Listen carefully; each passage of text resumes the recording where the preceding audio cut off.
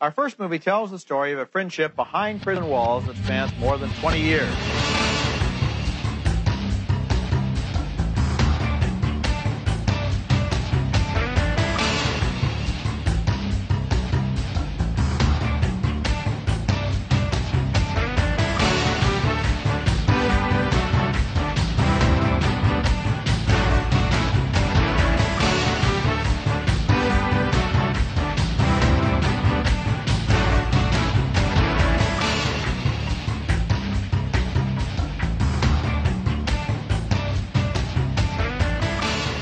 So welcome to episode 33 of Middlebrow Madness, an exercise in podcast hubris. My name is Derek Gade.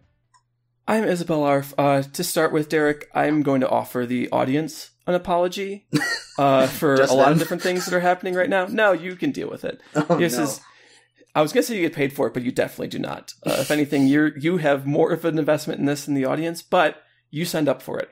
They get to leave whenever they want. First of all, it's Ramadan. I have not drank water since 4:30 a.m. As is custom. And, yes. Also not eaten food since 4:30 a.m. Also got like 3 hours of sleep last night because I got off work at 10. Takes me about 45 minutes to get home. Didn't go to sleep until like 11:30. And I had to wake up at like 3:30, like 3 to be able to actually like get breakfast or suhoor made for myself. So I'm very tired. So you're going to be... I'm thirsty and hungry. You're in a headspace. And also, there's going to be a lot of mouth noises because my mouth is very dry. My solution to that is that I have a glass of water, and I have another glass of water that's empty. And I'm going to be swishing water around my mouth and spitting it out in the other one to make my mouth moist when it gets too bad. So you put the water in your mouth, but sounds aren't too bad. But you don't swallow it. Yes, correct. Okay. Which is allowed. I mean, otherwise you couldn't do wudu. So, if you hear that noise, you shouldn't, because I edited it out. But if Derek hears it, that's why you know there's a gross noise going on. Okay. So there's all that. And then also, I just had a bloody nose before we started recording, and my toe's broken. Oh, no. It's just a mess. But... Isabelle, you should be on the injured reserve. You shouldn't be recording. Well, I really wanted to record while I was still in peak Ramadan brain, because I don't know what's going to happen with it. Not that it'll be much different, I'm sure, than a regular episode where I'm already fucking indecipherable. But I wonder how it'll affect your takes. That's what I'm interested in. So now that that's out of the way, there's a new lizard in town, and his name is Mr. Green. He's the fun, cool lizard that embodies the spirit of Sobe beverages. And his new namesake soda is scheduled to hit store shelves in May 2002. I remember these. I used to drink these. In like late elementary school, early high school. Like these fucking bowling pins of shitty lemonade. Mr. Green Soda Pop is Sobe's first carbonated beverage, and it's loaded with attitude, energy, and a taste soft drink fans will love. Mr. Green will be supported by an aggressive grassroots marketing campaign. Mr. Green features a delicious blend of flavors and is enhanced with ginseng to give it that extra lift. The soda pop also has a unique, quote, discovery aspect that sets it apart from other flavored soft drinks in the market. Discovery? It will be available in 20-ounce and 1-liter bottles at launch, and it will have a unique brand positioning in the marketplace. Word unique comes up a lot. It sure does, because is there anything more unique than Sobe Mr. Green Soda, whose brand is no longer available according to bevnet.com? I stumbled upon this press release because I was on the Wikipedia page for Sobe Lifewater, because there was like a trending hashtag on Twitter that was Sobe Lifewater, and then it was a sponsored hashtag, it was like promoted, and then the line underneath it where you put like the tagline just said it has nutrients, which is, I mean, I hope. I mean, I would hope so, but also not a great tagline. But I was like, oh, I'm having fond memories of Sobe as a beverage company. So let me go on their Wikipedia, see how they're doing. And they have a lot of discontinued products, Derek, and they all have just the worst names. Especially the ones that start with lizard. For example, there's Sobe Lizard Lava, Sobe Lizard Fuel, Sobe Lizard Lightning, and my favorite one, which is Sobe Lon John Lizard's Grape Grog. That's impossible to say. If anyone has a bottle of Sobe Lon John Lizard's Grape Grog, please send it to me. I will Grape pay you grog. money for it. In fact, let's see. It's an empty bottle. Fuck you, worthpoint.com. I'm like Googling it to see if I can buy one. Can you even sell food on eBay or whatever? Probably not. But I mean, like, hey, you're not supposed to sell like Japanese adult videos on eBay, and I bought quite a few. Because there's people that do it under the table and just like don't say that's what it is. But if you're a collector, you can tell from the little screenshot, and they'll put like the collector item name in it, like the edition name. So quotation mark, Japanese, quotation mark, movie, wink, get it? I believe they call them like Japanese like idol movies or something like that. Idol movies, okay. Yeah. Because I'm shiftless when idle, and I got time to waste. Jerking off, that is. Oh, Derek. boy. Yeah? Lizard Tales is a monthly digital newsletter published by Sobe for their fans. The newsletter provides consumers with product updates, promotions, and cultural trends. This does not exist anymore. I looked for it. The newsletter? Sobe, yes. These are just some facts in the Sobe marketing campaign part of Wikipedia, because this has clearly not been updated for a very long time. Sobe recently, and I'd like to point out that in the little Wikipedia, like where it says citation needed, it just says when. Partnered with Jessica Sozher and previously Twilight star Ashley Greene for their Sobe Lifewater skin suit campaign. Wait a minute. There's a lot happening in that sentence that doesn't make any sense. So, we got Sobe. They partnered with Jessica, I don't actually know how to pronounce this name, Szohr, Zor? Probably Zor, yeah. Yes, Zor, who was in movies I've seen. No, do not recognize her at all. She was in Piranha 3D and Ted 2, so hey. I haven't seen neither of those movies. Don't. And then there's Ashley Greene, who, to be fair, was the best part of Twilight, the original. The character she played was also the best character in Twilight. So shout out to Ashley Greene. You're doing great work. Billy Burke would like to have a word with you, but okay. Hey, Billy Burke does not get much to do in that movie. If he did more, I'd love to give the credit to him. It's more about the aura. And there's the Lifewater skin suit campaign. What the hell is this? This sounds weird. So I thought it was like a weird thing until I looked up, and it's just like a bikini modeling thing for Sobe Lifewater.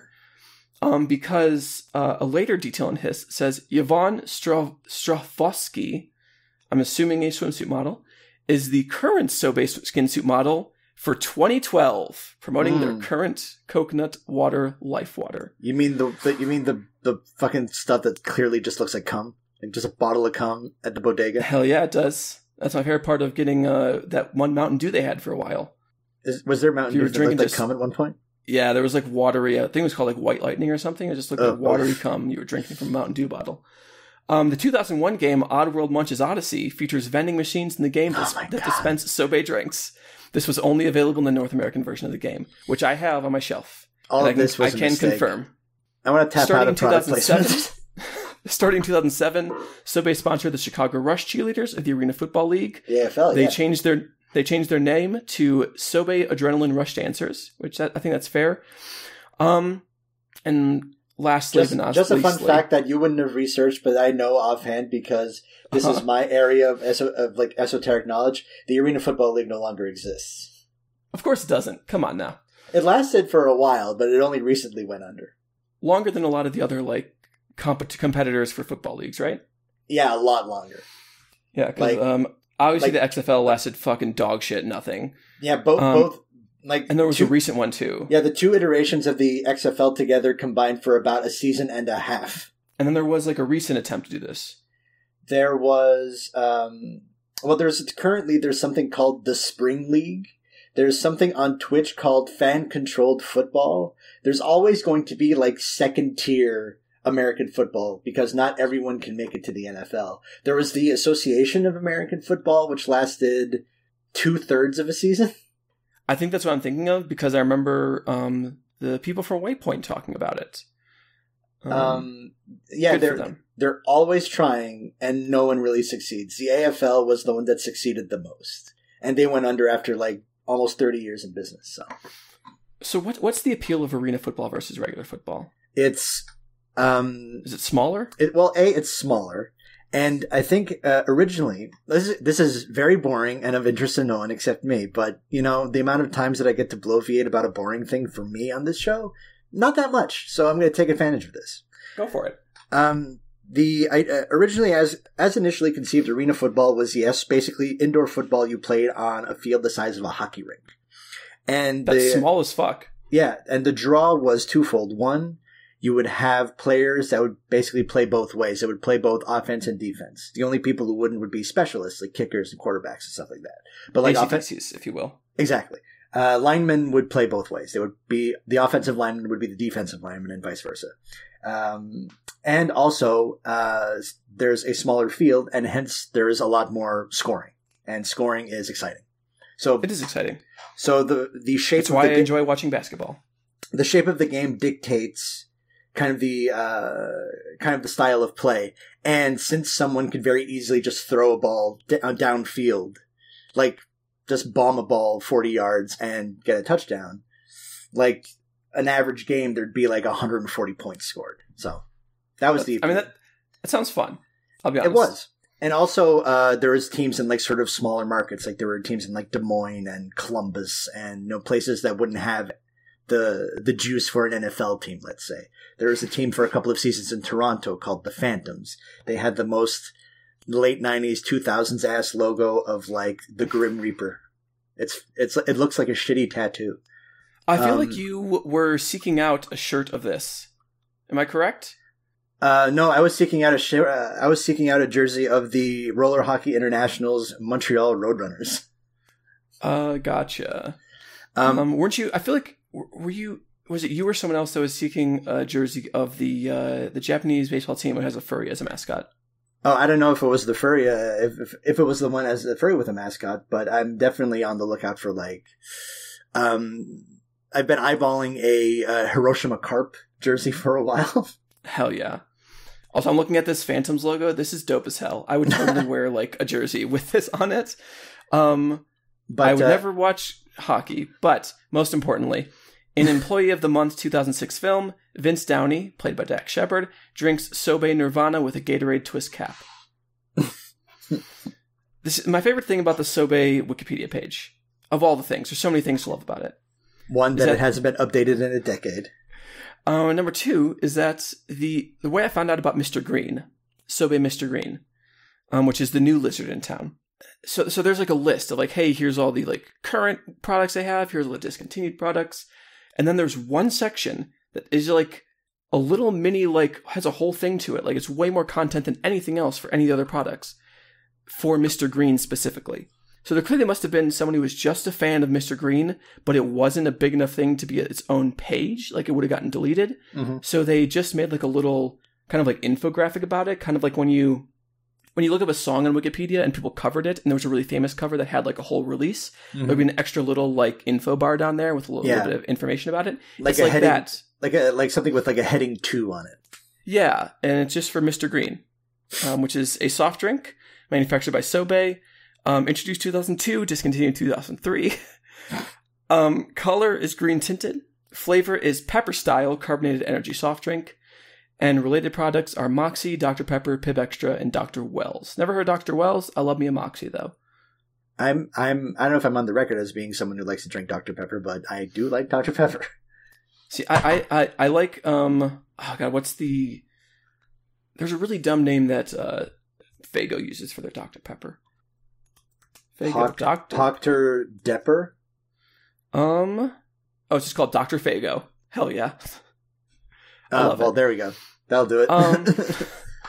So we don't always talk about soft drinks on this podcast, even though I wish I could have one right now. Or defunct football leagues, for that matter. Or Oddworld Munch's Odyssey, which is the fourth best of the original Oddworld games out of 4. I couldn't tell you. They're real fun. They're like critiques of capitalism, but they're also video games about like weird little guys. I bet they're odd. Like the premise. Do you know the premise of the Oddworld games? No, I might be confusing it with Earthworm Jim. Probably. Earthworm Jim was made by the guy who's a racist now, and does the podcast with Mike from MST3K. You're gonna have to be more specific. I mean, I feel like Mike from MST3K is pretty straightforward, but there's a guy who does a podcast with him who made Earthworm Jim, who's apparently like super conservative now.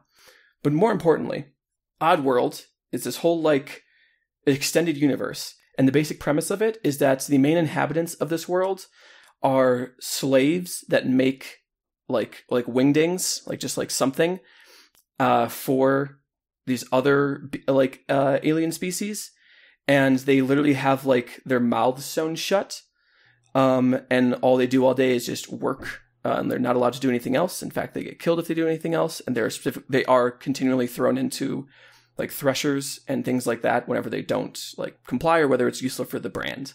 Jeez. And the first game is about Abe's Odyssey. That's the first game, where he like basically cuts open the like stitches on his mouth and he can talk and he can do magic. And it's about you defeating capitalism. It's real good. I highly recommend the first game. It's very frustrating. You probably won't like it. But more importantly, I highly recommend Oddworld Stranger's Wrath. I feel like that's what it's called. Stranger's something. There's a really good twist in it that you will see coming from a million miles away, but it's really enjoyable anyways. And it is called Stranger's Wrath, and that's basically a game about like ecological devastation.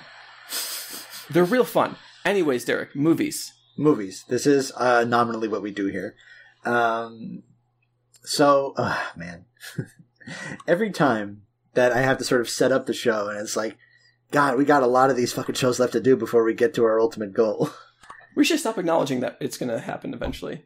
Well, what we do here is we do take. So we've got this bracket. We've got this list of. We've got the Internet Movie. The Internet Movie Database's top 250 films of all time, circa August 2018.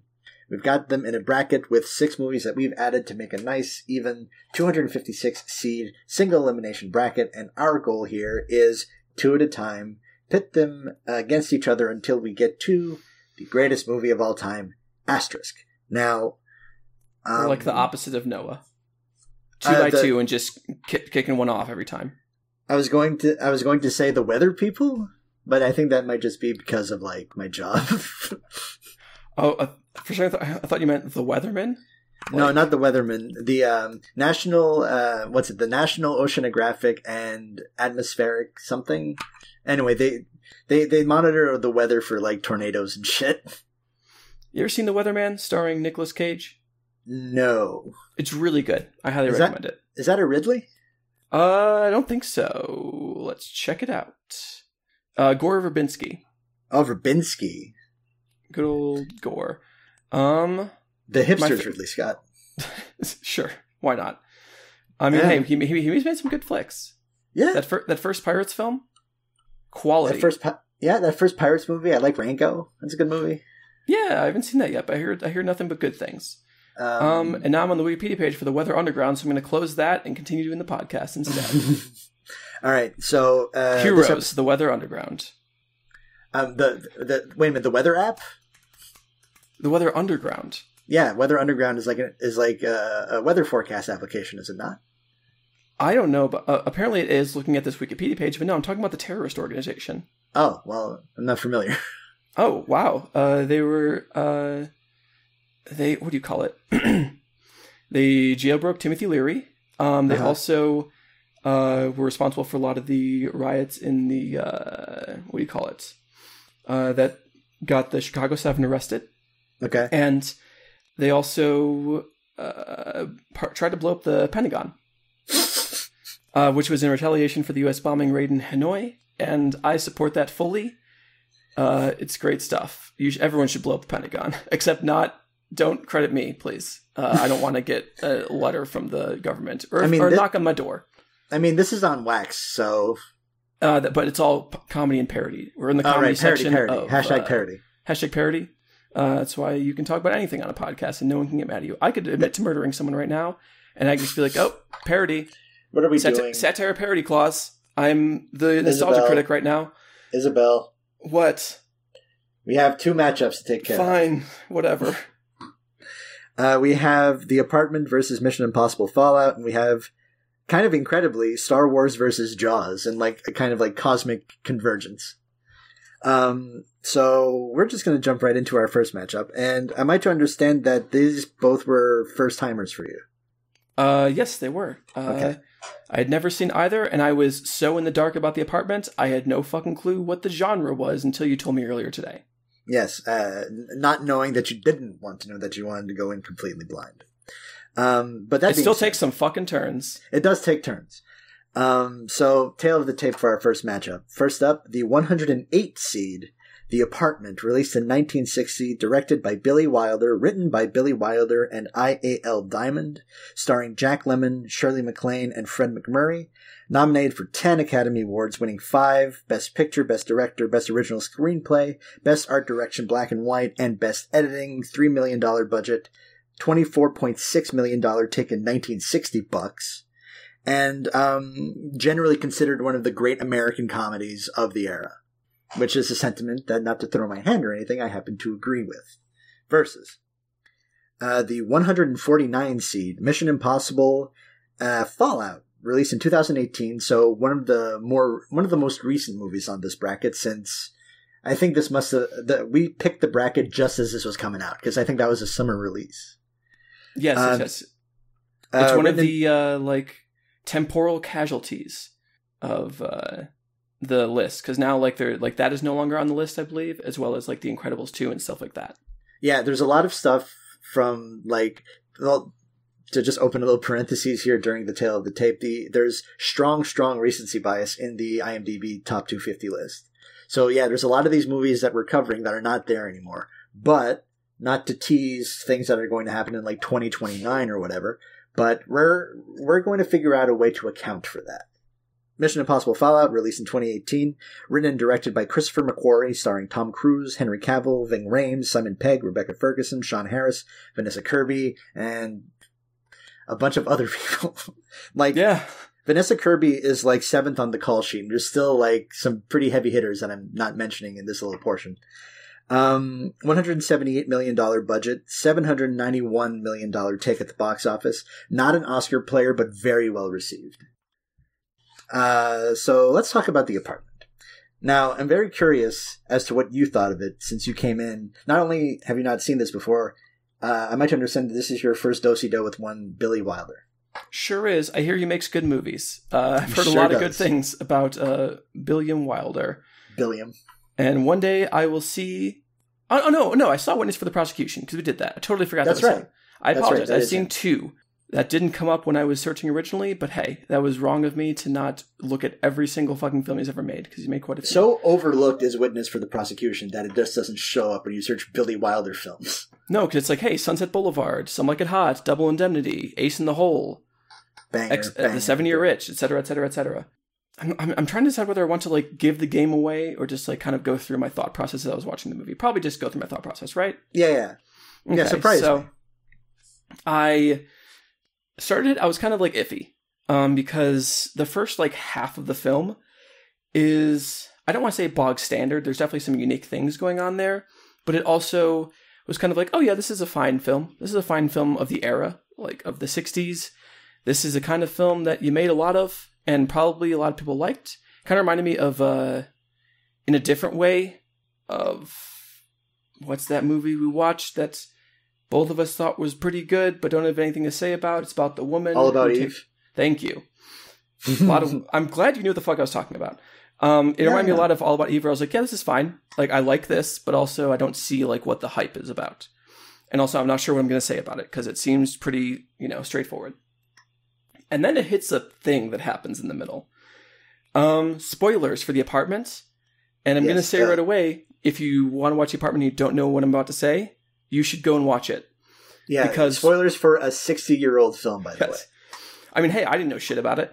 It was very surprising to me. The 2 leads are Jack Lemmon and Shirley MacLaine. Both awesome. Both delightful. And Shirley MacLaine attempts to commit suicide halfway through the film. In what was previously to that, a relatively light comedy, little bit of drama. And it takes a hard left fucking turn into the dramatic stuff. Yeah, it's a comedy of manners that kind of evolves into something a little darker. Yeah, which I was not expecting at all. It was very, as soon as I saw her look at the sleeping pills, I was wait, that's not going to happen. This isn't that kind of movie. So what's going to happen? And then he gets home, and I was oh, that just happened. Okay, now I don't know where, now I have no idea what the movie's going to do next. It felt like very surprising and destabilizing in a way that I really, really enjoyed. And the rest of the movie from there, it just gets better and better and better. And by the end of it, I fucking love this movie, Derek. It is so good. It's so fucking very, good. very, very, very heartened to hear that because I think this is a fucking masterpiece. I agree. I gave it the full 5 stars in Letterboxd. I didn't even. I didn't check, but I'm assuming that you waited, so I wouldn't see. No, I don't care about that. That's what you do. Okay. Well, sorry if I try to play shit closer to chest a little bit for dramatic effect. Hey, folks, if you ever want to know what my opinions are going to be beforehand, just look at my Letterboxd diary, and it'll tell you, usually, because I watch them beforehand, although I just finished watching The Apartment. So the thing I love so much about that change in tone, and because it does get funny again. It doesn't just stay in that dramatic thing. But before that, a lot of the comedy is about disconnection, about things that aren't being understood across people. It's not entirely... there's miscommunications going on, and there's missed encounters going on. And that's kind of what the joke is for a lot of it. And also the fact that, Jack Lemmon's just a schmuck. He's a schmuck. He's a schmuck. He's a nebbish. Yes, he's great. But he's also, he doesn't He's also very funny. Yes, very funny. He's not always the sharpest tack in the drawer. That's not how that goes. Sure. Either way. But then, when you get that halfway point... You want your tack hammer sharp? Once you get that halfway point, the dramatic stuff works incredibly well, in my opinion. It really drew me in way more than I was previously. Where I was like, oh shit, this is way more serious than I thought it was. There's a lot going on, and now I feel like I've been let in to this other character. Way more than I was previously, and I know this a little bit more about her because of the suicide attempt. And then the moment that sold me was there's a part where she says something along the lines of well, you don't understand. And then he's like, no, yeah, I do understand. And he tells about his suicide attempt. And he does it not just in this solemn, sober way. He does it while joking during it. He kind of jokes through it, yeah. While pointing out how kind of silly it was. And all the things that went wrong with it that he should have planned for, all the things that were just kind of absurd now that he looks back on it. And as someone who has attempted suicide, ding, ding, ding, that's me. I mean, I didn't mean to laugh, but... No, because it is kind of funny, but a lot of people don't understand that because they haven't been through that. And if you bring it up in polite company, which I don't do because I realize that, if you try to make a joke about the fact that you have that you are a suicidal person and are a suicide risk and have attempted it before, that is not a funny thing for most people. Also, it must be pointed out that I am phenomenally rude. But when you meet other people who have gone through those things, you will get that moment where you're like, oh, we both have had this experience, so now we can joke about it. So now there's a kind of humor because we didn't die. Because kind of levity, yeah. Yeah, we're not where we were before. We've moved on from that point, even if we still have those feelings sometimes. We're not at that point that we were before. So now there's we can joke at the absurdity of it. And that's the connection moment that they have, is they both realize, oh, we know each other better than anyone else knows us.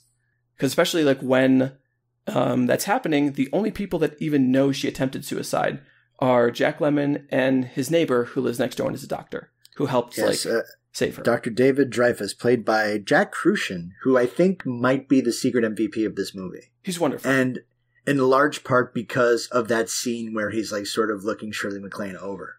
Yeah. I think there's because this go ahead. I was going to say, just to finish up my thought, and from that point, it changes the tone of it, not just because of the seriousness of what happened, but also because suddenly the comedy is no longer misconnections and misunderstandings and things like that.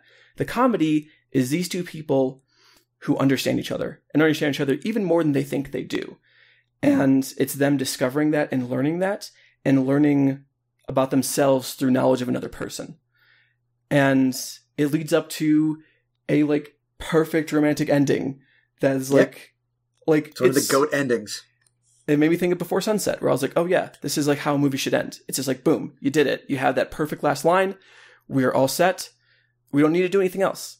And nothing else needs to be said. Yes, it It's fucking delightful. I loved The Apartment. I'm definitely going to watch it again. I'm going to probably buy a Blu-ray of it so I can watch it more. This was my second go-around with The Apartment. And what struck me this time more than... I just have to say, I have to point out because... Okay, I'm going to completely derail this for 2 seconds. Usually this is your job, but I'm going to do it this time. I have to point out that right now, as we're recording, there is a big, gorgeous sun outside, and it is 3 p.m. And I feel like my approach and my voice is completely different. I don't have the same energy at all. I'm not speaking as loudly. I sound like I'm on the news inside my own head. So it's not just you folks. The energy and the aura is different because we're recording during the day, and it's a Sunday. And yeah, so I just thought I'd point that out. And it's 9 p.m, as you just said. What's that? We're going to skip past it. It was a Panic at the Disco joke. Oh, come on. Yeah, it was low-hanging fruit, but, you know. It looked grody as hell, but I still decided to eat it. Well, it was fruit that I didn't recognize as fruit because I didn't know what the hell you were saying. I was Tantalus, and for a moment, there was finally a fruit that I could reach. It didn't matter how disgusting it was. I was going to grab that fruit. It's amazing that you held it long enough that your fingers didn't just go straight through it. So, The Apartment. This was my second go-around, and what struck me this time around more than anything else was how ahead of the curve it felt in terms of tone. And how kind of sophisticated and how urbane it felt. Like, this is a film that was made in 1960. And you could not change like a hair on it, and it could have come out this past decade. Yeah. As far as like the tonal juggling goes. Even like with a lot of the politics, I'll be honest. I would ask you can elucidate on that if you like. Okay, I'll let you finish your idea first though. Okay. But yeah, so the performances are kind of old Hollywoodish. Shirley MacLaine's performance especially feels modern in that way. And there's this contrast between the 3 main performances of you've got Jack Lemmon, who's essentially playing the nebbish character, but giving it a kind of edge and charm that is usually absent from it. There's Shirley MacLaine, who has this very sort of modern performance in terms of tone. And you've got Fred MacMurray, who not only sort of anchors the movie in a kind of older Hollywood, it literally ties him back to old parts of Billy Wilder's filmography because he was also in Double Indemnity. And that triad, that like sort of those 3 performances bouncing off of each other, and also, as with witnesses for the prosecution, Billy Wilder is just a fantastic user of space. Yes. You've got the space of the apartment is so well done. It's really good, and he's really good at just the cavernous office as well, and how chaotic it can get. Yeah. And I don't think that can be overstated, but I am interested to hear what you think about sort of the political bent of this film. I think there's 2 main ways that it does super, super well. Number 1 is that it is a movie from 1960 that takes sexual harassment seriously, which was not really a thing in the 60s. Like, this was still a place where, a time where it was not considered unusual for, like, a boss to, like, A, hit on their secretary, B, fuck their secretary, C, just hit random women in the ass that work in the, like, I've seen 0.5 episodes of Mad Men. Yes. And, like, the things that really make you fucking hate Fred MacMurray aren't even really what he does to Jack Lemmon. Like, he's shitty to Jack Lemmon, but the things that make you fucking hate him are the way he treats Shirley MacLaine. He treats Shirley MacLaine, yeah. Because it's, I mean, I don't have to tell you, Derek, but it's completely fucking unacceptable how he treats her. But I think, like, at the time, and even now, like, there's a lot of people who would push back and be like, oh, she was, like, being dramatic or overreacting, like, X, Y, and Z. Obviously, this married man is not going to leave his wife for you, all that kind of stuff. And I loved how Shirley MacLaine played that, and she did feel, she was someone for her the entire movie, she was seeking someone out, but I wasn't worried that if she didn't have someone that she would be lost forever. Like, she feels like someone who would be able to get by without a man in her life. Sure. So it's that, and the fact that, like, his neighbors, all like, Jack Lemmon's neighbors think that he's a playboy because the whole premise is that, which is A, a very funny recurring joke, and B, the whole premise of the movie is that, like, Jack Lemmon is letting people kind of not even rent out, use his apartment to fuck their like mistresses in, so that he can climb the corporate ladder. Yeah. So his neighbors all think he is just fucking every single night. That he's just slinging it left and right. Yeah. He's got that pipe. He's laying it every night. And that's right. And loudly. And I think it's significant that they look down on him for that and are like, dude, come on. What are you doing? Like Bro, come on. You have this girl in your apartment who needs help and you are just being this way. Obviously, they don't know the real context of it, but that links in with the other part of it, which is this is a very forward-looking, I think, examination of how the pursuit of capital and the pursuit of money, which is obviously like that's an age-old trope. The pursuit of money corrupts you, whatever. Right. But the thing that this one does that's really unique is the self-degradation it asks of Jack Lemmon, and the fact that he never gets ahead by like doing something wrong or by like fucking someone over. He gets ahead by just being a toady to the people who are already in power. Right. And to a certain degree, like, you almost understand why he'd do it, because that first shot you get of the office is so cavernous. There's so many fucking people there. And it's just this, it's kind of like I think Playtime is a movie that has like that really famous shot of just that giant fucking office. And it's almost like that where there's so many people and they're just in their little desks. There's not even fucking cubicles. It's just like waves and like an entire field of people. There's no way he moves up without doing something, because it's not merit-based, as we see over and over again. None of this is based on anything to do with how good you are at your job. It's entirely based on whether the people above you like you enough to bring you up from the bottom. And hey, guess what? That's how capitalism works. It is a tidy little sort of metaphor for career advancement in a capitalist system. Yeah, and that's why you can almost like sympathize with him making these choices, because like they suck to watch happen, but at the same time you're like, there's no other, like, he doesn't have another option if he does want to like live a better life. And his apartment is very nice for the time, but he makes... I would live there in a heartbeat. Hell yeah. He makes about as much as I did the inflation calculator thing. He makes about as much as I make now, which is, guess what, folks? Not a lot of money. Not that much. I just thought that was like a really wonderful depiction of that self-degradation that advancement requires when you start out in a lower class. Whereas if you're already higher class, you can be the one who's degrading others and shitting on them. Yeah, because he's got a nice place, but also a lot of it is broke down. Homeboy like strains his spaghetti with a tennis racket, you know? In a very good scene. Which is very cute scene. Very wonderful scene. Him just sick at his desk trying to work is like a little comic set piece that I liked a lot. Yeah, same. This movie I just really loved how it approached those things, and they feel like the exact same issues you'd see now. Like that's how, that's what do you call it? Atomization of self. It's something we talk about all the time, so I don't always like necessarily want to use the same words all the time. Like, hey, capitalist realism turns out, and this wasn't even after the hard turn to neoliberalism that took place in Reagan times. This was still before that. When deal before that. Theoretically, there was still a social safety net, and you got paid somewhat fair wages for your work, even though, hey, we don't need to go over the labor theory of value in here. But the point is that the apartments, like every aspect of it, is just kind of perfect. I didn't have a single, like, by the time I finished the film, I was like, yes, every single part of that I liked. Yeah, is there something wrong with this? No, cool, no. 5 stars. Great fucking work all around. Good job, Billy Wilder. You made a good movie. Not that you need my validation, but a movie that is let's say good in different ways is Mission Impossible Fallout. It is, I believe, the 6th of the Mission Impossible movies. I have no memory. I hate how they title them just like words, because I can never remember like what they actually stand for.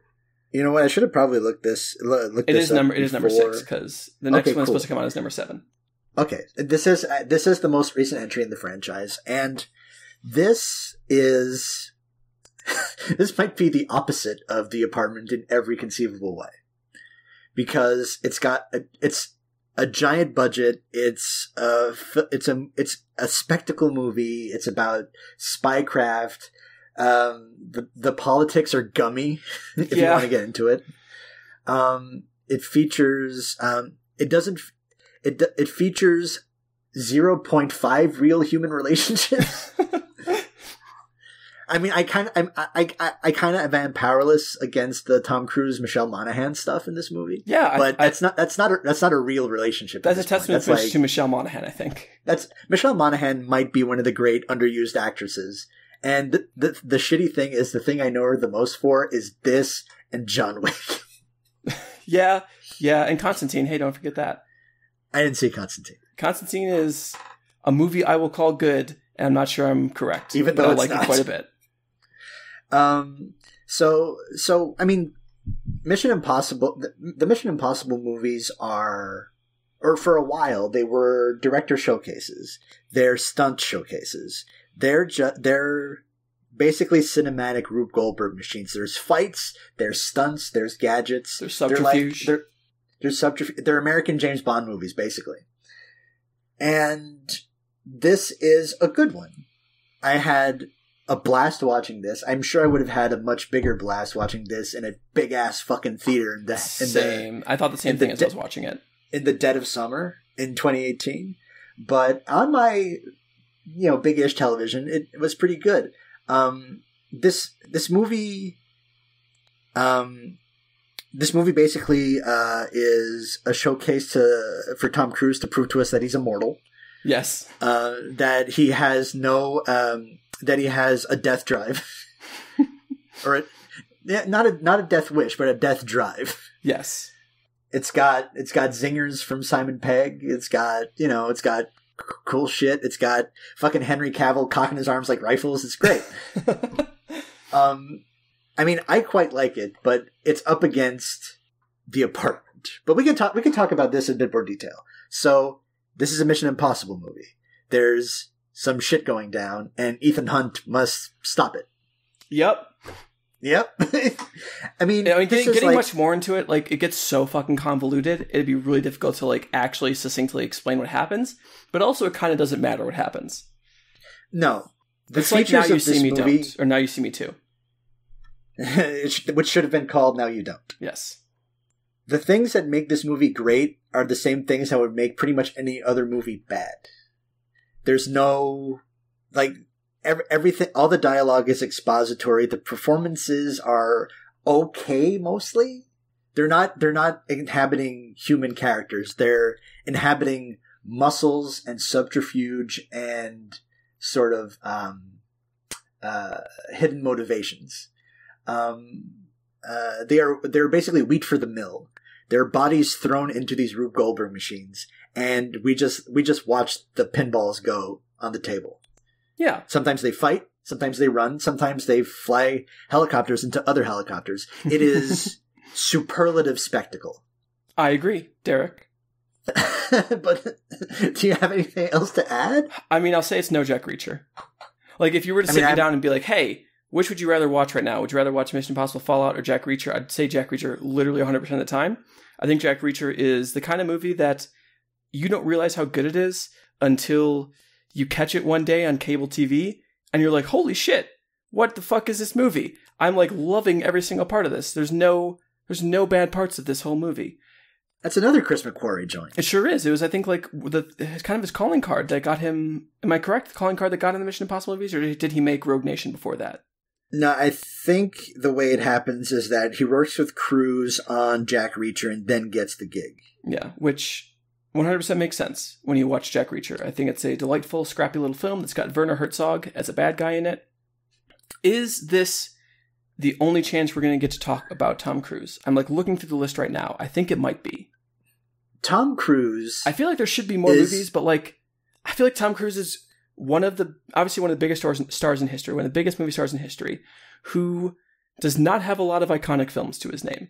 Like, if we were to do the Family Feud thing of like, name a performance name a movie that Tom Cruise delivers a fucking awesome performance in, it'd be like Magnolia, Vanilla Sky ? I haven't seen Vanilla Sky, so it's pretty good. I think he's really good in it. That doesn't really give a good performance in that. He's in it, but I wouldn't say he gives a Days of performance. Thunder? Question mark? Oblivion. Collateral. Collateral, of course. Yes, Jeez. Collateral. He's a superlative movie star, but he's an okay actor. Yes, I mean it's one of those fascinating things where like he's a completely unnatural person. He's probably really good in Color of Money, which is a movie I've not seen. Neither have I. I should see it sometime because hey, I love me a Paul Newman. Old Marty. Yeah. But gotta love it. So like, Cruise has this presence that doesn't require to have anything behind the eyes. Like, as was so famously said by like Christian Bale when he was describing the fact that like Tom Cruise was his basis for Patrick Bateman, is that he's this person that you look at him and there's just nothing going on.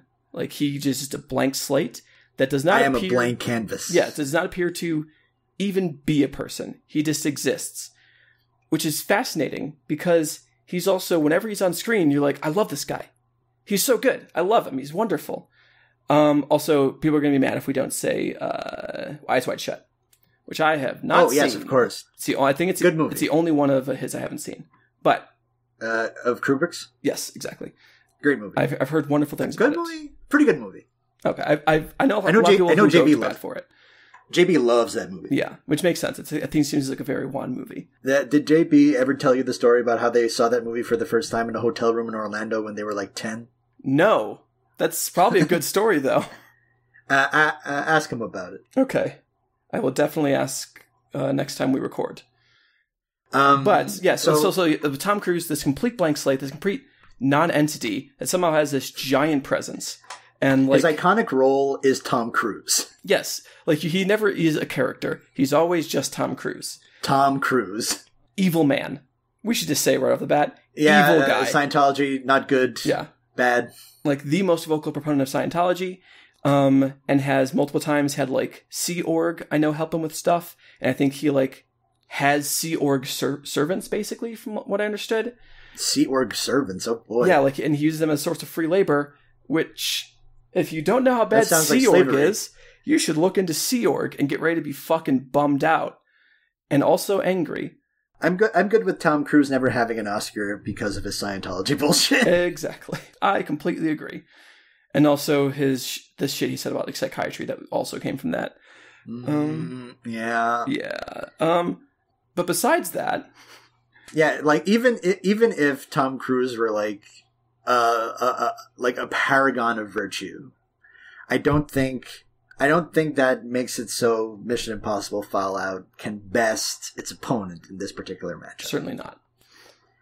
But it kind of depends on what you're looking for. I will say, in a movie, these kind of operate on two different levels. If we were coming up against Oblivion instead, I don't think Oblivion's a better movie than The Apartment, but I think Oblivion is a fucking fascinating film that I want to talk to everyone about in the whole world forever. I mean, you like those kinds of movies specifically, like these sort of it's a science fiction movie about like how we can transport the self to other beings, and whether the self is the physical body or the memories you have or your consciousness or anything like that. It's delightful, and it's also got some stuff blowing up that's real fun. Yeah, you're kind of like a homer for those sort of metaphysical science fiction films, which I think is also why you're such a large proponent of the film Serenity. Wait, do you mean Solaris? Oh, no, I meant Serenity. Serenity, yes. The masterpiece. The Matthew McConaughey film. That is an explication of Leibniz's idea of free will. If you want to hear me talk about that, you should pay me money to write the essay up, because I thought about it for a while, but then I don't do it because I'm lazy. Because then I have to like reread like Leibniz, and like I like him, but like not that much. I got other shit to read, especially since I don't agree with him. This is like a patented Isabelle hot take, you realize? Yeah, like this is one of my signature hot takes, and then I think Serenity is genuinely kind of a masterpiece. We're not talking about the Firefly sequel, by the way. No, this is the Matthew McConaughey joint that came out a couple years ago. Yeah, which was considered horrible when it came out. Everyone is wrong. It's a fucking delight. It got clowned on.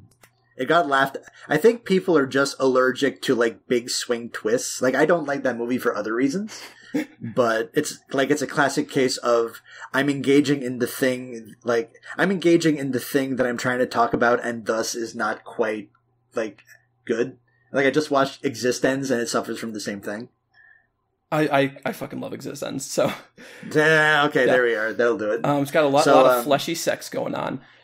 Sure does. But our friend Chris Miller called it that's a butt sex movie. Oh, 100%. But that's a long way of saying, sorry, Mission Impossible. You are going to get shuttled off to the side. Yeah, one of my favorite reviews of Mission Impossible Fallout was from David Sims of The Atlantic, who just said, "I laughed like a goddamn king," which is kind of cuts to the core of why this movie rules. It's just a blast, but The Apartment is like a blast plus. See, fun fact, that's kind of how I feel about the Now You See Me movies. They're just a blast. There's a blast. Like, they're dumb as fuck. I don't think they're. I do think they're good because they're very enjoyable. They have a lot of fun plot stuff. They have a lot of like cool, like tricky scenes going on. There's a lot of magic tricks going on. Even though by the second movie it's just literal magic and not so much like sleight of hand. Oh, there is a really fun scene in the second movie where they need to get a microchip. So they put a microchip on like a playing card and toss it around a room to each other so that the people never see them actually like leave with the microchip. It's a fucking wonderful scene. That's a Louis Leterrier film. So Louis Leterrier is a French director known for mostly sort of action bullshit. And how's about this for a hot couch guy filmography? Wait, hold on. Real quick, just to be clear. The second movie is John M. Chu, who I think is the best mainstream filmmaker working in Hollywood. Anyways, continue. Louis Leterrier, director of the first Now You See Me film. How's about this for a hot couch guy filmography? Unleashed, starring Jet Li and the movie's dope as fuck. Bob Hoskins. Transporter 2, also dope as fuck. The Ed Norton Incredible Hulk, kind of dope as fuck. I prefer the Ang Lee one though. The Clash of the Titans remake, pretty enjoyable. Now You See Me, hell yeah. Grimsby with Sacha Baron Cohen. I can't say anyone on earth ever saw Grimsby. And an upcoming French action comedy starring Middlebrow Madness Hall of Famer Omar Sy. Hell yeah! That is yet to be released. So I think he might be sort of like the Jack Morris of the Middlebrow Madness Hall of Fame. Sure, I totally agree with that. I did also want to clarify real quick. I said a very like hyperbolic thing that I agree with, but I want to be clear at what I mean by it. When I say John M. Chu is like the best mainstream filmmaker working in like Hollywood right now, what I mean by mainstream film is specifically like just popcorn, like disposable junk. Shit, just junk. Like here's part of the filmography. We got Step Up to the Streets, Step Up 3D, Justin Bieber Never Say Never, G.I. Joe Retaliation, Gem and the Holograms, Now You See Me 2, Crazy Rich Asians, and In the Heights. I haven't seen In the Heights. I probably will hate it because I do not like how Lin-Manuel Miranda raps and his whole thing. Not a fan of it. The rest of those are fucking delightful. I am a known stan for Gem and the Holograms. I think it's like literally one of the best movies of 2015. And Now You See Me 2, the only thing I'll say bad about Now You See Me 2 is it doesn't have Isla Fisher, who I also adore, but it does have Lizzie Kaplan instead, who is also wonderful. Like what a good trade. Lizzie Kaplan. Anyways, I'm trying to think of someone who would like be who would be like in that sort of bracket, and the only person I can think of is like Stephen Sommers or like Chuck Russell or something. But they haven't directed movies in ages, so yeah. Instead, you just got the king, John M. Chu. I'd be interested to like sort of see like a long list of who's like coming for that crown. But like you said, The Apartment. Congratulations, you're moving on. And I think you might have your work cut out for you, considering who is up next in this matchup. What kismet for these two films to meet right here. Yeah, this is kind of perfect. So, because for some reason, one of these is rated way lower than I thought it would have been. In any case, our second matchup. First off, the 21 seed. Am I reading this correctly? Star Wars?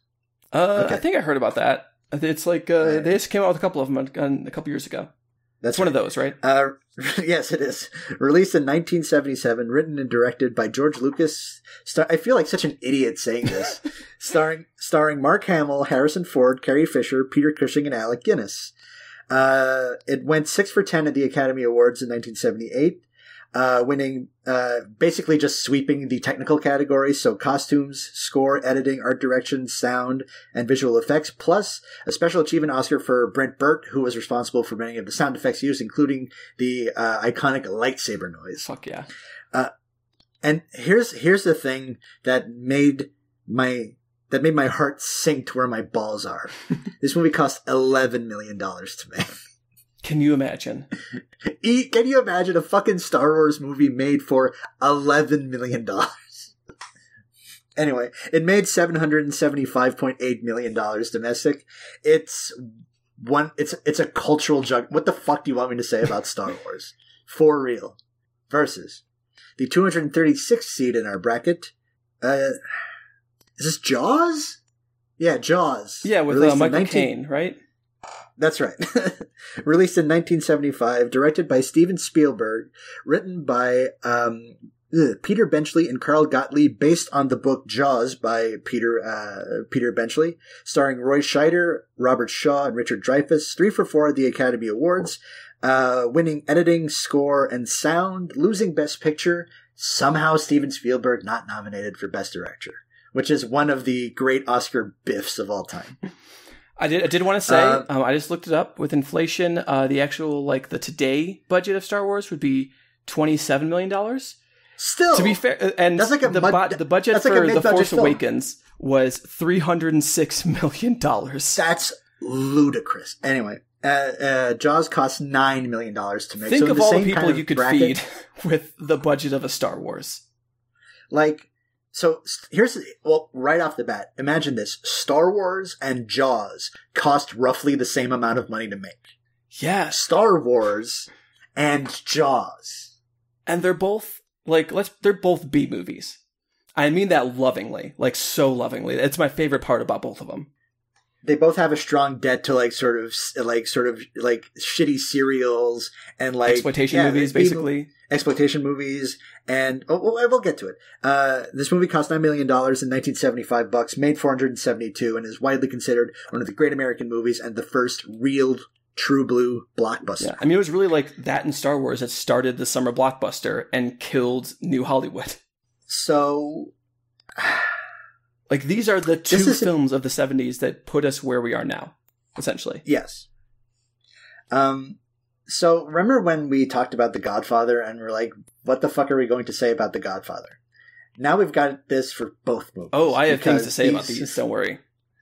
Oh, okay. So, all right. So let's talk about Star Wars.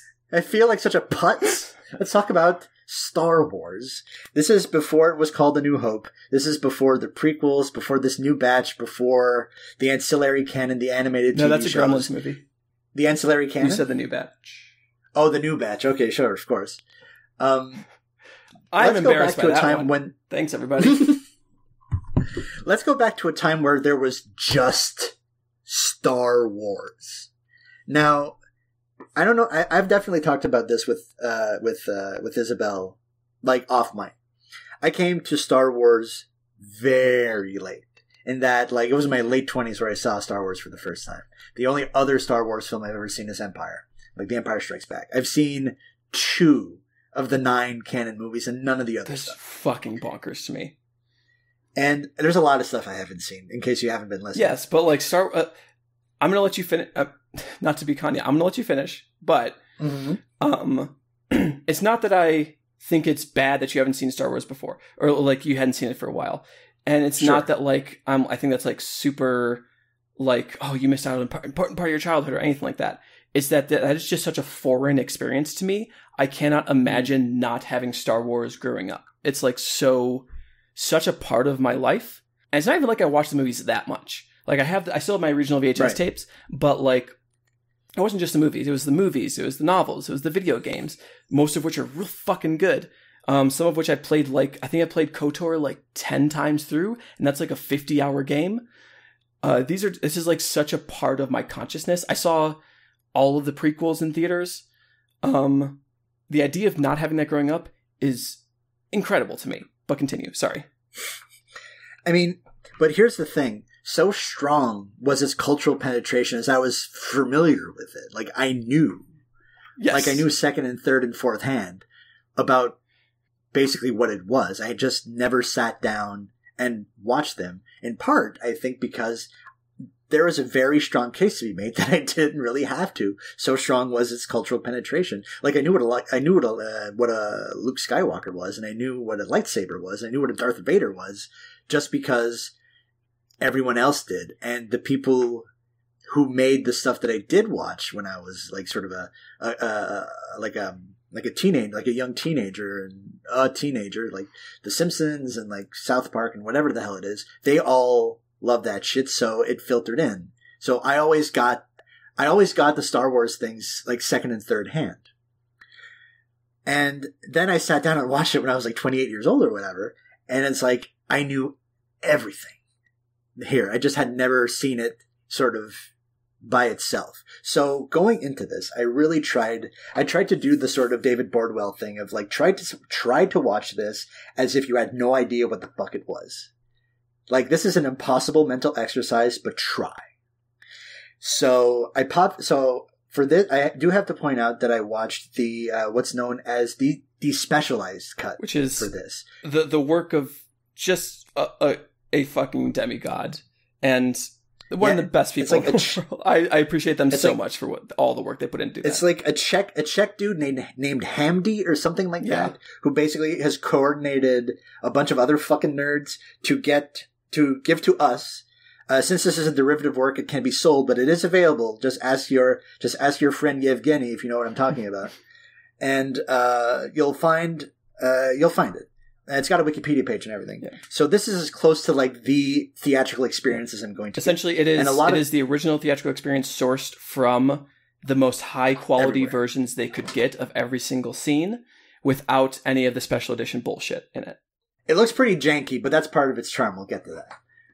But so I tried to go into this as fresh as a new snow, and so I put on the movie. The first thing I see is like the fanfare, and then it's a long time ago in a galaxy far, far away, and then like a fist to my face, the logo and that iconic score, and I'm like, if this is the first thing I saw about this, and I was like 8 years old in 1977, I'd be so fucking pumped for this because it's exciting. It is Star Wars. The film is cinematic like rock candy.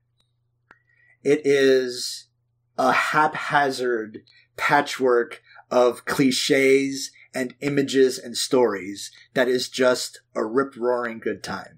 And not a one time during my viewing did I think, oh, this is going to sort of mutate into a culture-swallowing, multi-billion-dollar cultural juggernaut. It doesn't feel like it. It feels like a movie that cost $11 million to make. It felt like someone's third movie. It feels like it's taped together. It feels barely like it's held together. Up. Yeah. Yeah, and you can see the seams. I love it when you can see the seams. And especially, I love it when you can see the seams when it's something that's been sort of basically canonized. And not in the way that I saw it. Yes. Something I think is so fascinating about watching it, because I tried to do that same exercise. Like, okay, what if I had never seen this film before? Like, how would I feel about this? And it kind of did the opposite, where I was constantly amazed at, like, there's a lot of shit in this that isn't in the other movies. There's a lot of like tonal things and like ways things are phrased and the general vibe of it that is so different from what we've come to think of as Star Wars, like the franchise. And those were some of my favorite, most enjoyable parts to see it. Like, I love people calling Jedis wizards and sorcerers. I think it fucking rules. I think people should do it more often because it's the kind of thing of like in the Star Wars universe, but they are space wizards. Yes, and like a big part of like the Star Wars universe is like everyone knows what a Jedi is, and they used to be like in this whole council, and then they all got killed because of that Order 69 or whatever, and it's actually Order 66 because George Lucas doesn't know what subtlety is, and like they are these like immaculate beings that are like this perfect thing as like a cultural object. Like we know what a Jedi is. But in Star Wars, like A New Hope, it is such a different thing because instead of being that, they're like these scattered little bits of what is the phrase that the one person uses before he gets choked? Your dead religion. Yeah, they're mystics, they're monks. Yeah, and that's such a fascinating approach to it. The fact that they are such a different thing from what we would come to know them as, and I think that thing is very unique. And maybe just because it's different from the Star Wars I so familiarly look at, it feels super cool. I mean, it's one of the reasons I actually really like KOTOR, is that it's set really, really long time ago, and you meet a bunch of Jedi who, and you were a Jedi who, when you train, you go to like fucking weird places. You visit like caves that Jedi used to train in and things like that. It's not just these like perfect buildings, and it's not just learning on a spaceship even. It is, instead of being a formal system, it is this kind of ragtag bunch of religious mystics, more or less. And I think that's such a neat and wonderful approach. Star Wars is closer to a fucking Shaw Brothers movie than it is to whatever the hell Marvel movie is going to come out. Yes. And that rules. And it's also that things have like such a physical presence. I watched the special edition because I've never seen them before, and I wanted to hurt myself with movies. So I watched the special edition, which is dog shit. The practical shit. The practical shit looks so good in this. Phenomenal. It's phenomenal. And it's funny, like I said this to you in the chat. I'm going to complain about the special edition just for a second. It's such a worn over thing. I'm not going to do it for very long. But I just want to say the thing that annoyed me the most is that besides the fact they look shitty and the animations are terrible and they don't fit into the scenes they're supposed to be in, they look blurry. Like the CGI looks blurry. Like the rest of it is like nice film grain and it all looks crisp, and it's like grody kind of. Like it's clearly like not the best film stock they could get, but it's also like it's clear. Whereas like the fuck, why would you want to fuck with the miniature work? I have no idea why. It's ridiculous. But the thing it made me think about is like the modern Star Wars movies. Like even though they say like, hey, we did all these practical effects, you can't tell half the time. Like most of the time, and CGI has gotten good enough, quote unquote, that especially if it's like a model of something, it can be hard to tell on occasion. If it's people still moving, that's a little off. But there's parts where it kind of blurs together. And you can do anything with CGI, which is also why it's kind of boring sometimes. Obviously, it's also incredibly like beautiful other times. I'm not shitting on CGI as a concept, but when it's used properly, I think it's amazing and incredibly artistic and wonderful. But in here, seeing the CGI made me go, isn't it nice that like when the robots move, they make little whirring noises? Like, because obviously they do, like they have fucking servos in them. Like they're going to make little whirring noises. They're like junky little robots that look beat up from the beginning. And whenever they're like little wheels move, you hear the little wheels move.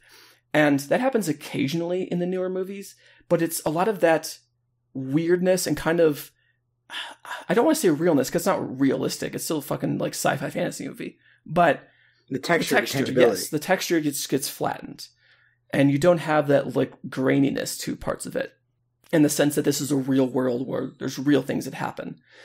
And just something as small as like, oh, these robots are always making noises. Like, not just like little beep boops, which are adorable. It's also just the noises of movement, the noises of a machine that is a machine. It's not this perfect... Like wheels on set. Yeah, it's not this perfect thing that came out of like the box yesterday. It's something that existed for the while. It sounds like fucking guitars I have, where like you turn the like tuning pegs and they're fucking old, so they make little squeaky noises. Or it sounds like some tools I use, or like hand cranks I have. It's like sounds like a real thing, which is such a wonderful like textural aspect that you can just feel. And also, I mean, this is not this movie's fault, but also it's clearly not beholden to its own lore.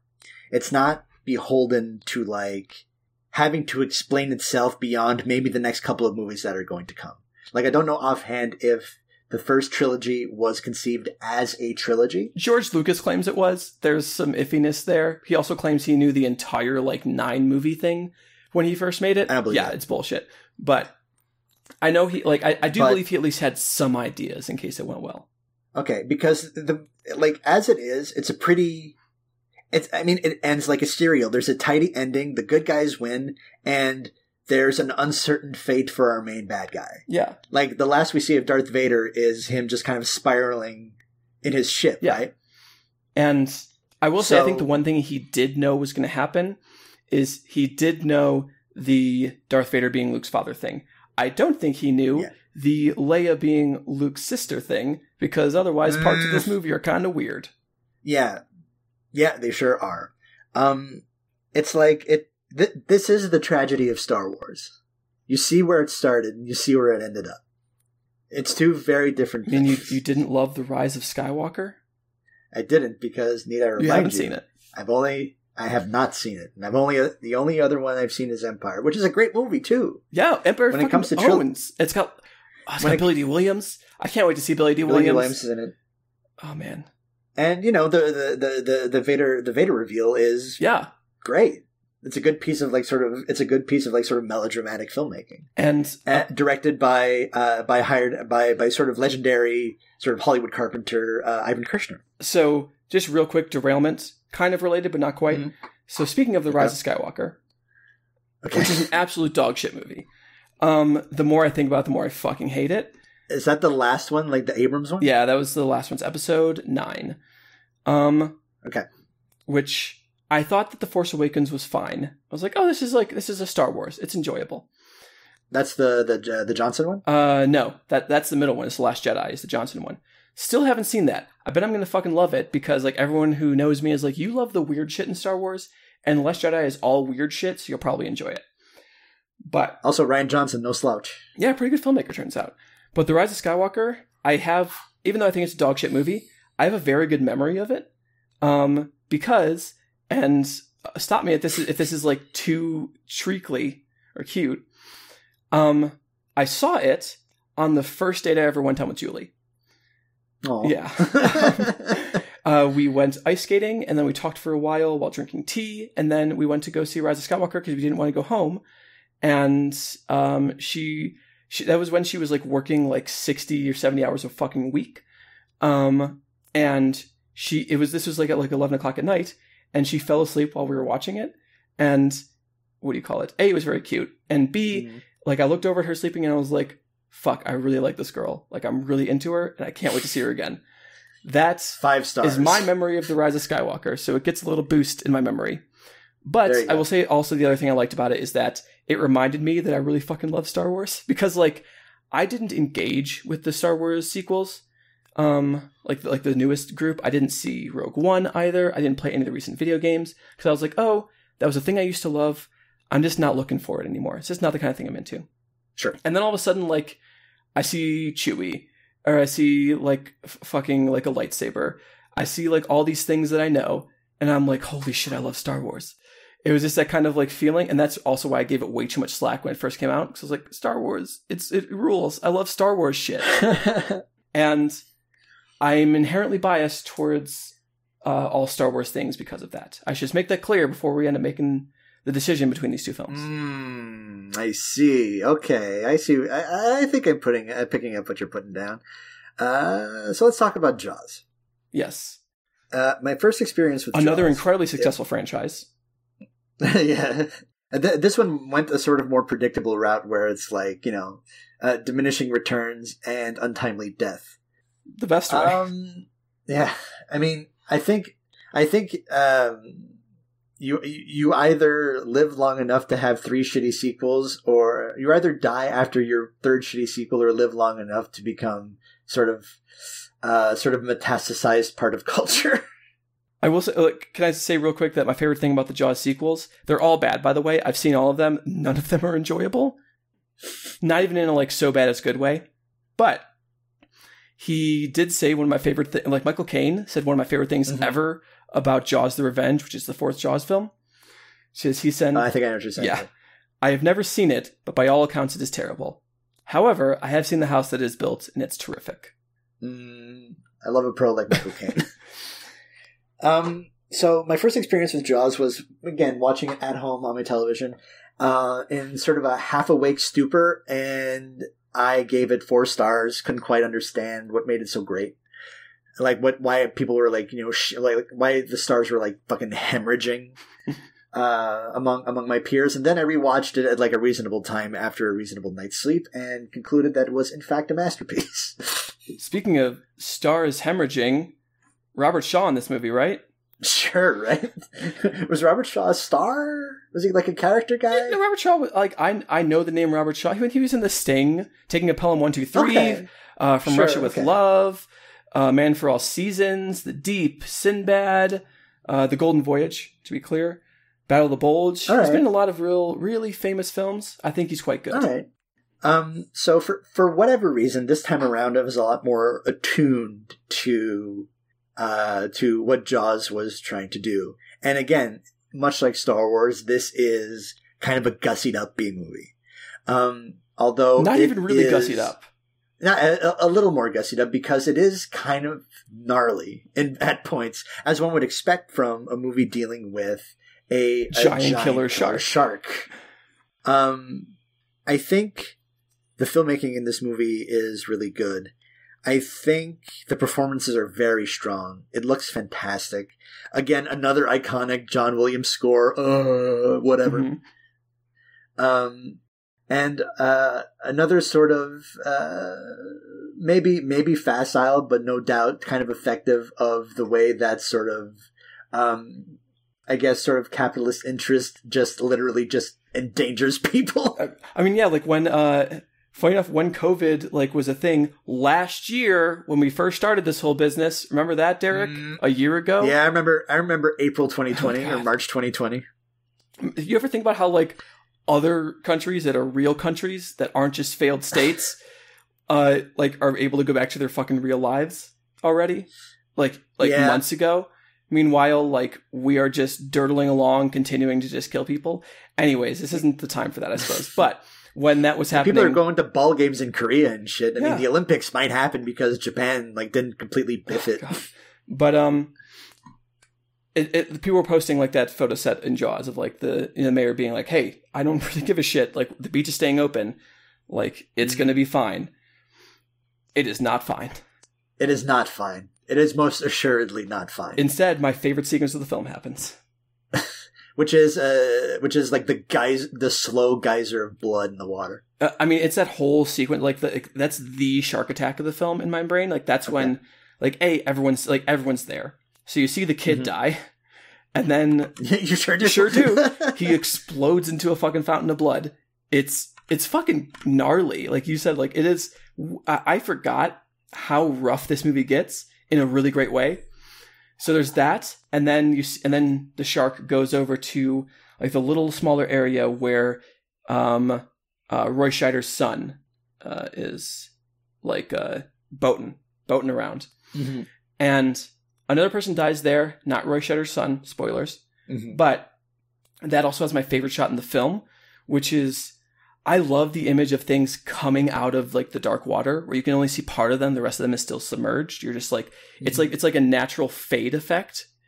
And you see from above, it's the first time you ever see the actual shark. The rest of it is like people being taken under or like the blood and like you'll see all of that, but you won't see the shark. The first time, or like the tail fin sticking out of the water. Exactly. The first time you see the actual shark, it's an overhead shot. And it's a shark coming out of like this dark water. So you can only see half of it, which is probably because the model didn't work great, that's so famous. Bruce was a shitty animatronic that barely functioned. Bad actor. You see coming out of like the water and it's so big. And you see it underneath this person it's about to kill. And it's just fucking terrifying. And it's so big. It's so big. I forgot that like this movie could be scary. Like, that sounds kind of silly because, like, it's a horror movie. It's an exploitation movie. It's a horror movie. Yeah, it's a killer shark movie. It's a monster movie. Yeah. And I forgot that, There's a movie with a monster in it. There was a reason people got so scared by it they wouldn't go into the water. Like, that's not just, like, a cliche. Like, that is a real thing. People got, like, so terrified of this they wouldn't want to go swimming because of those kinds of images. And I'm already scared of the water, to be fair. I'm very much a Roy Scheider in this film. Except I'd never be a cop, don't worry. But... it was just such a beautiful and ugly image at the same time, and it shows that Steven Spielberg, very good director. I don't think it's controversial to say. One of the greatest to do it. And B, I kind of wish he would just stayed a fucking exploitation director forever, because those beautiful shots, and there's a bunch of them in this film, are so good, and they're placed in such like grody circumstances, like this kind of just talk about grit, talk about like feeling real. Like this movie feels that way. Like you feel all the texture of everything. You feel whenever the wood breaks apart. You feel like you can, like, I could like feel the sharp tooth in my hand when Richard Dreyfuss grabs it out of that hole. Yeah, incidentally, when Dreyfuss comes into the movie, and by the way, fucking fire fits from Mr. Dreyfuss in this movie. Great performance, also hot as fuck. I don't know why it completely went over my head how good fucking Dreyfuss was in this movie, because he fucking rules.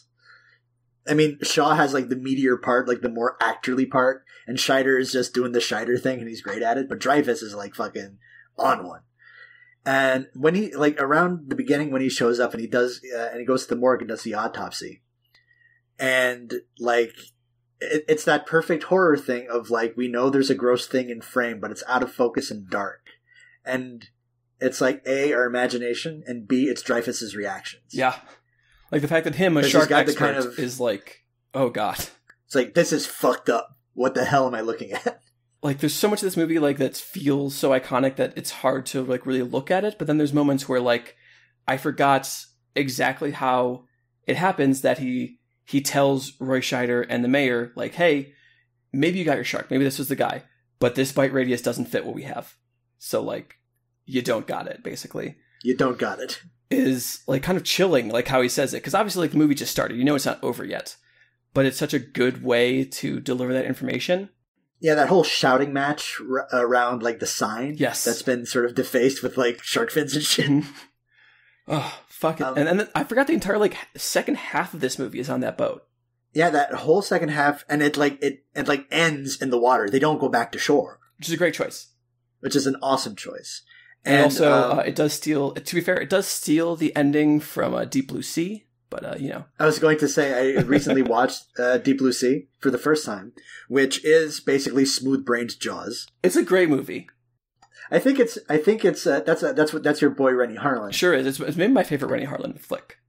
I think it's okay, but it is very watchable. It's got a great LL Cool J performance.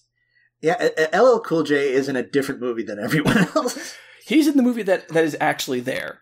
Everyone else is trying to be in a good movie. He's like, I know a movie I'm in. Him and Samuel L. Jackson, I think, also knows.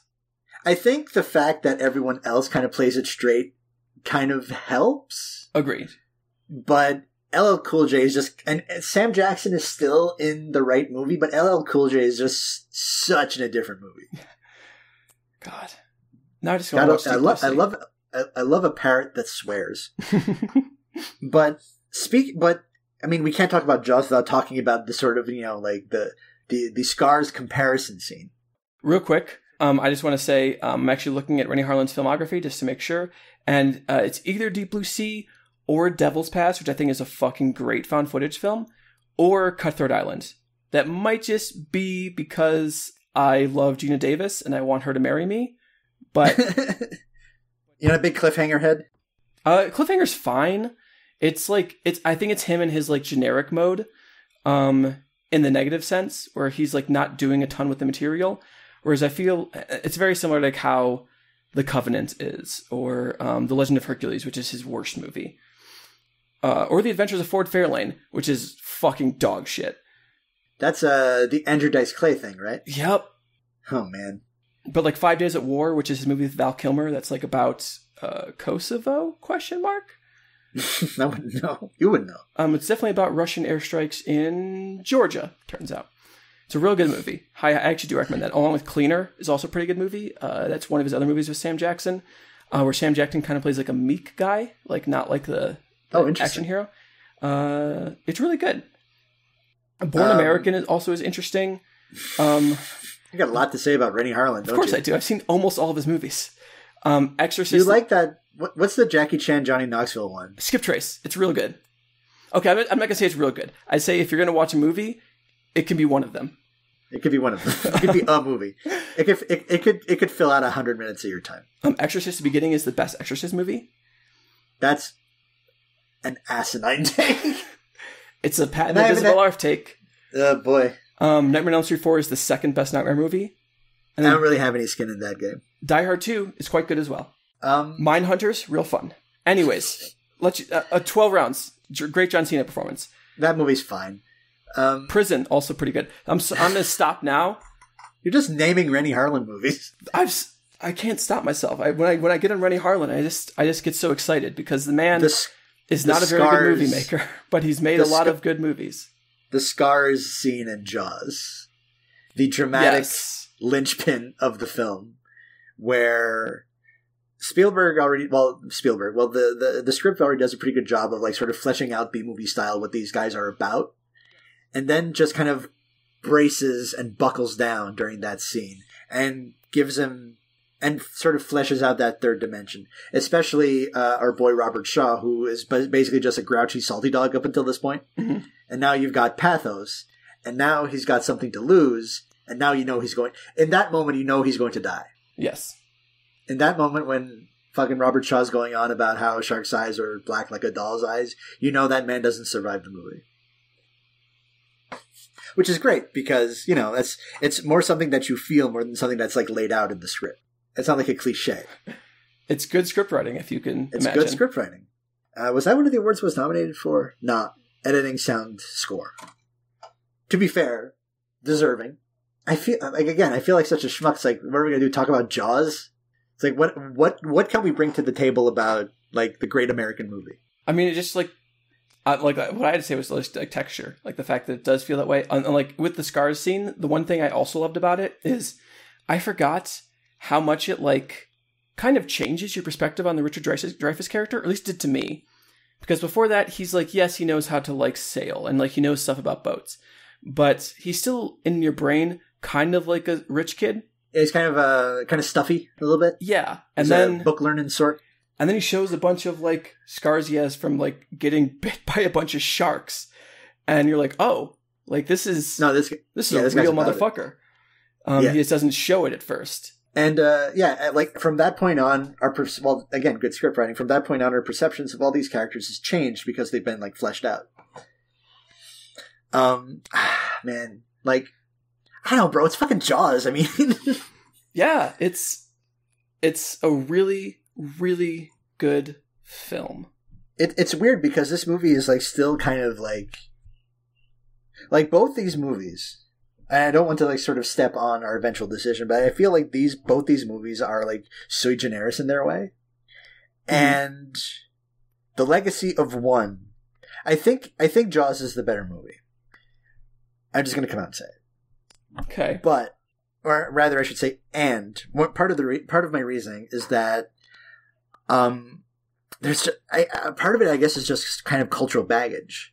Whereas, like, Star Wars is a tragedy, whereas Jaws, even though it has 3 kind of crappy sequels, like... And like, if you just look at, like, Star Wars gave us George Lucas, ? Jaws gave us Steven Spielberg, essentially. Yeah, well, Lucas goes on, like, after Star Wars, he goes on to direct... He's basically a producer, directs the prequels, and that's pretty much it, right? Yeah. Spielberg goes on to have one of the GOAT careers in Hollywood. And Jaws brings us B-movie flavored blockbuster filmmaking. Star Wars brings us the MCU. For good or ill. That's a really rough take on Star Wars. I'm not saying you're necessarily entirely wrong. I do think that, like... Yeah, Star Wars, not the movie Star Wars, but what like, Star Wars becomes. Because there's something that happens between, and I posted about this on Twitter, and no one has gotten back to me because no one gives a shit about Twitter. But there's something that happens between, like, 1983 and 2001, where backstory stuff and lore stuff becomes more de rigueur. People really, really sort of latch onto this. And I'm trying to figure out if there's something else there other than Star Wars, because the only thing that I can think of is, like, TV. It's like Star Trek. Yeah, it's like young Indiana Jones. It's TV stuff. I don't know what happens between 83 and 01 where it's like, we've got to know about what made Indiana Jones Indiana Jones. We got to know about what made Darth Vader Darth Vader. To be fair, that is the entire history of comic books. Okay, yes, it's comics. It's clearly comics. 100%. Well, that's the entire point of it, is like, hey, let's give you way more lore than you would ever possibly need, and we're going to have to reset this universe multiple times because there's just too much of it. And, like, it's But I will say, okay, is someone who did consume a bunch of that for Star Wars. Mm-hmm. You think, like, why did I consume that? I didn't really... Please give me this perspective, because this is something that I cannot give. So it wasn't... Like, I didn't read a ton of the books that were, like, sequels to it. Like, I mean, yes, Myra Jade is wonderful. We all love Myra Jade. I don't know what that is. It's Luke Skywalker's fucking wife. I'm sorry, Mara. I don't know why I said Myra. My bad. Everyone who just fucking jumped out of their seat and yelled at me right now. It's Mara Jade.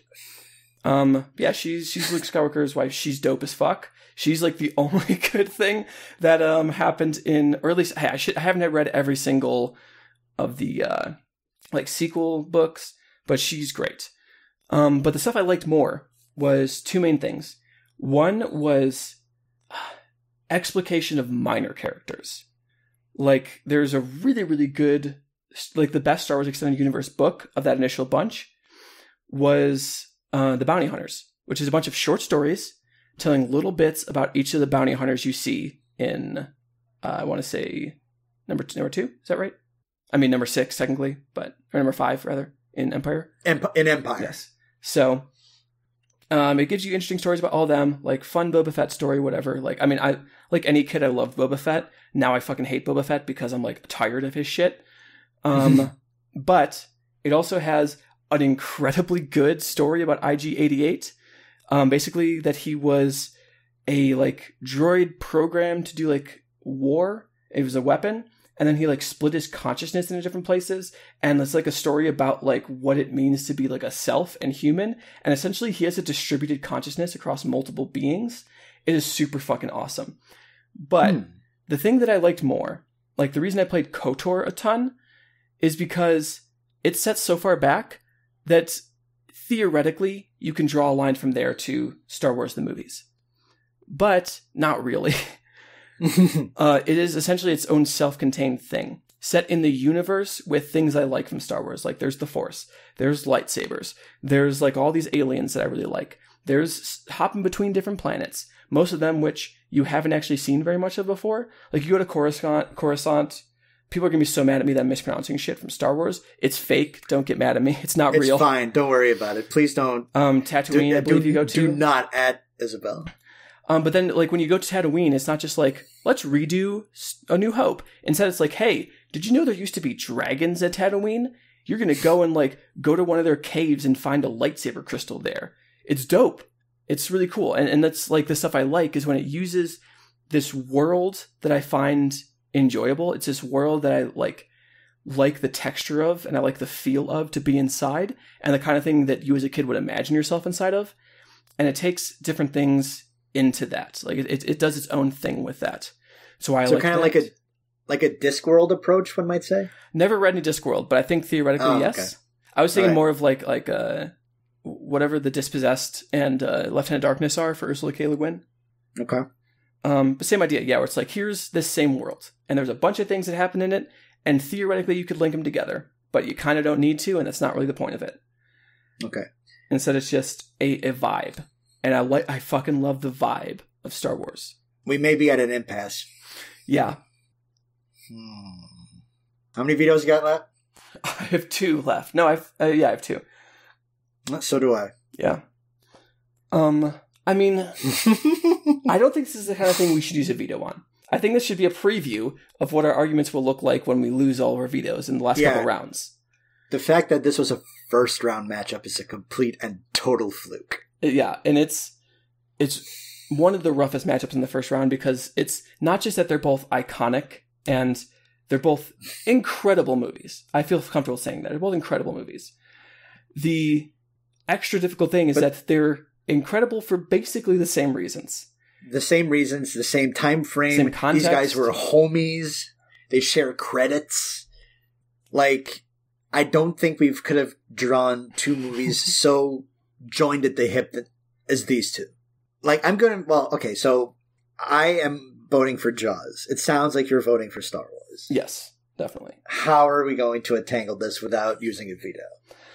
So Is Empire on this list? It is. Okay. Is Empire a better movie than Star Wars? I haven't seen it for a while, I'll be honest. So okay, time for a little... Oh, everyone's favorite. Time for a little bit of metagaming. Who is Empire going up against in round one? I have no idea. I'm pulling up challenge. If it's an easy one, I think we should let Jaws go through. That feels bad, but I don't think you're necessarily wrong. It's going up against Guardians of the Galaxy. Okay, sure. Jaws, you win. Fuck Guardians. Guardians of the Galaxy is a perfectly good movie. It's not beating Star Wars Episode 5. It's not beating... Sorry, spoilers. It's not beating Empire. It's like, I haven't seen Guardians of the Galaxy, but I can't imagine a universe where it's better than Empire. I mean, yeah. I mean, as we've seen previously on this show, so did Hashi. Just because something makes you cry doesn't make it good. Correct. So thanks to the gods of metagaming, we were able to get out of this one relatively unscathed. Good show to Star Wars. Just because you lost in round one doesn't make you less iconic. But Jaws is just a little bit more iconic. Oh, come on now. I'm happy with how this turned out. That was movies. So next time... I feel like we've actually been pretty coherent in this episode. I want to give us congratulations. Yeah, I think so. I think you held up for someone who has a severe case of Ramadan brain right now. I'm doing the best I can. So in round 2, we will have a matchup of The Apartment versus Jaws. Real quick. These are both movies that I gave 5 stars to. This is going to be very difficult. They're both excellent films. But real quick, can I just talk about something that we're not going to it's not long enough for an intro segment, but I just want to bring it up because I like it. Yeah? Okay. So the reason I was thinking of Nick Cannon earlier, I don't even know if this was recorded. I don't think it was. But no, we were talking about the Chappelle. We were talking about Chappelle's show off mic earlier before the show. The reason I was thinking of Nick Cannon is because I was Googling his alter ego. Are you aware of his alter ego? Does Nick Cannon have a what's the Garth Brooks one? Chris Gaines? Not quite. It's not that drastic. It's not that respectable as Chris Gaines. I will say I really appreciate Chris Gaines as a thing, as a concept. It's not good music. I like Garth Brooks' music, and I don't like Chris Gaines' music. What balls on Garth Brooks to do that at the height of his fame? Yeah, just going for it. But no, he made an album called White People Party Music. The alter ego did.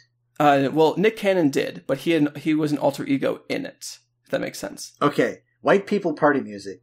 So is it just a bunch of Creedence? No, I haven't heard the album because I don't listen to fucking Nick Cannon albums because I'm an adult. I'm not gonna do that.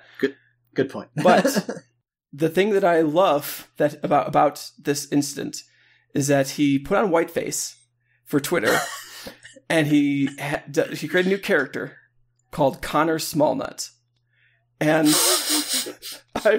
I love that. It sounds like something from The Love Guru. That's why I love it. It's so good. And the tweet that he posted in says, "It's official. I'm white. # White People Party Music. In stores April 1st. Dude, go get it. Join the party. # April 1st. Come on, bro. Come on. # good credit. # dog kissing. # beer pong. # farmers markets. # fist pumping. # cream cheese eating. # racial draft. Bro, I got drafted." I like the bit. I can appreciate the bit. And plus it made me think of White Boy Summer, which is still happening in my heart. # Chet Hayes. Chet Hayes, the most respectable of the Hanks family members. If I was going to hang, hang out with one person who was in the Tom Hanks family, it'd be Chet Hanks. It would not be Tom Hanks? I have been on record as saying Tom Hanks is a war criminal and one of the greatest evils to ever be unleashed upon America. That's something. I'm somewhat sarcastic, but I also have some issues with Tom Hanks, which we will get to when we talk about Forrest Gump, because that summarizes all of my issues with Tom Hanks. What about Rita Wilson? What about Colin Hanks? Colin Hanks is fine. He doesn't have the joie de vivre that a Chet Hanks has. Chet Hanks is living a life that, here's how special Chet Hanks is. Okay. He can make a video where he sits in his car and says that he's got a feeling it's going to be White Boy Summer. And no one is like, this is racist. Because clearly he doesn't mean it that way. Are we sure that no one thinks it's racist? I'm sure in the dregs of Twitter. But Chet Hanks is just such this being of chill vibes that that's not what he means. You know that instead he means like Sublime. Like you're going to listen to a lot of Sublime. Right. Instead he means you're going to drink a lot of Heineken. Instead he means like you're going to go to pool parties where no one actually gets in the pool. That's what Chet Hanks means. And White Boy Summer is for, you don't have to be white, don't have to be a boy. It's for everybody. Doesn't even have to be summer. Doesn't have to be summer. Like it's White Boy Summer right now in my apartment. I'm going to go listen to Trapped. It's a bad example because they're super racist now or whatever. I think they're like very big Trump fans. Are they? Yeah, they're very big Trump fans. They're headstrong to take PC culture on. Oh my god! No, instead I listen to like Transplants and Lamb of God or whatever. Is Lamb of God a White Boy Summer band? Like Sublime? So I made a playlist on Spotify called like White Boy Summer. I didn't include Lamb of God on there just because it doesn't seem to have quite the same vibe, but it is kind of like a similar guy. Like there's a type of guy, and the type of guy of Chet Hanks's persuasion is the type of guy who would listen to Lamb of God, right? He listens to like Metallica, and he listens to like Pantera, and he listens to Lamb of God. I think maybe he listens to Avenged Sevenfold. That's a good poll. You know what, Derek? I like that even more. I think that's closer to the truth of Chet Hanks as a person. Well, you know me, a white boy in the summertime. That's my favorite Mungo Jerry song. It's on your favorite Sly and the Family Stone song. That's it. Oh, okay. I had to think for a second. Sly and the Family Stone are great. Yeah, I don't think you'll get any argument from me. There's a Riot Going On is maybe my favorite album of the 70s.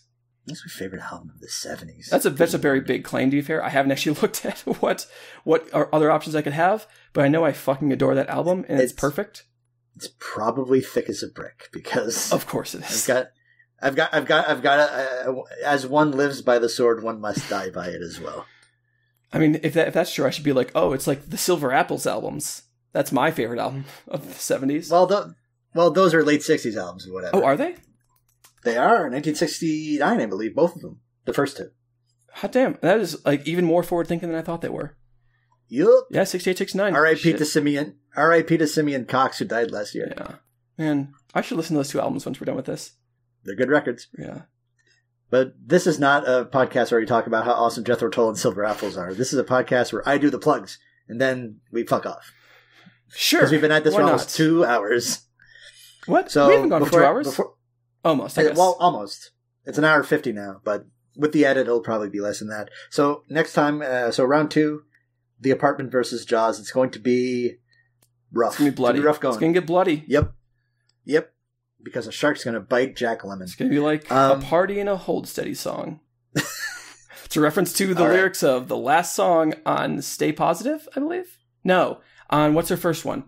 Separation Sunday? Nope, that's their second one. Oh. Hold on. I'm Googling this right now. Don't worry, Hold Steady fans. It's my second favorite Hold Steady album. I can't remember why I don't remember what it's called.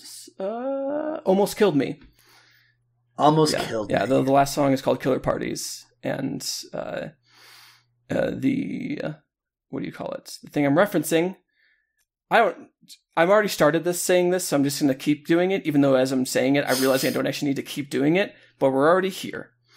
So the line I'm referencing is, Craig Finn says, these parties, they start lovely, but they get druggy, and they get ugly, and they get bloody. That's the riff that happens.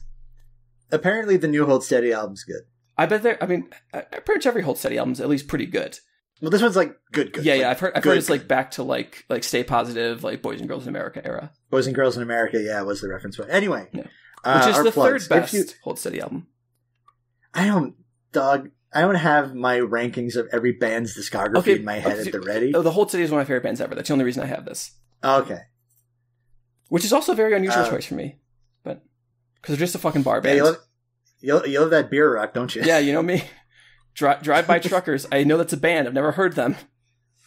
No, that's a good band, though. I hear that same. I actually I'm going to download one of their albums because it's on a list of like things that I think I would like. Anyways, yeah, Derek, plugs. Anyway, yeah, plugs. So if you're interested in our music criticism, well, tough shit, we don't do that. Go back to 2011 when I was doing that still. Yeah, we both had kind of a run where we were a lot more music people than we were movie people. I would argue that, Isabelle, maybe you're still a music person more than a... Are you? If someone asks you point blank, are you a movie person or a music person? I think I've become a movie person.